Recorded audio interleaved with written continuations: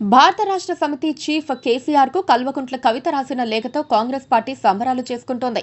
కవిత కూడా ఇదే చెప్పారు. ఎవరు లీక్ చేశారన్నది పక్కన పెడితే ఆమె రాసిన లేఖలోని అంశాలు కాంగ్రెస్ పార్టీ వాదనతో సరిపోయేలా ఉండటంతో ఆ పార్టీ దీన్ని రాజకీయంగా ఉపయోగించుకుంటోంది.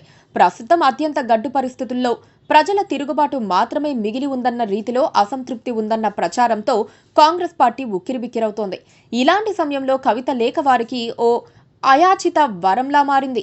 ఆ విషయంపైనే అంతా చర్చించుకునేలా చేయటం ద్వారా తమ సమస్యలను మరుగున పెట్టేద్దామని, ప్రజలను మభ్యపెట్టేద్దామని అనుకుంటోంది.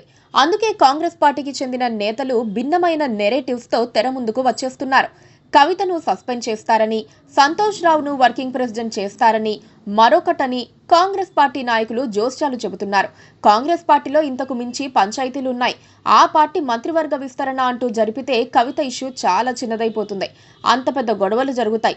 అయితే కేసీఆర్ ఇంట్లో విభేదాలు అన్న అంశం ఆధారంగా తెలంగాణ ప్రజల్ని ఎక్కువగా మభ్యపెట్టేందుకు కాంగ్రెస్ పార్టీ ప్రయత్నిస్తోంది.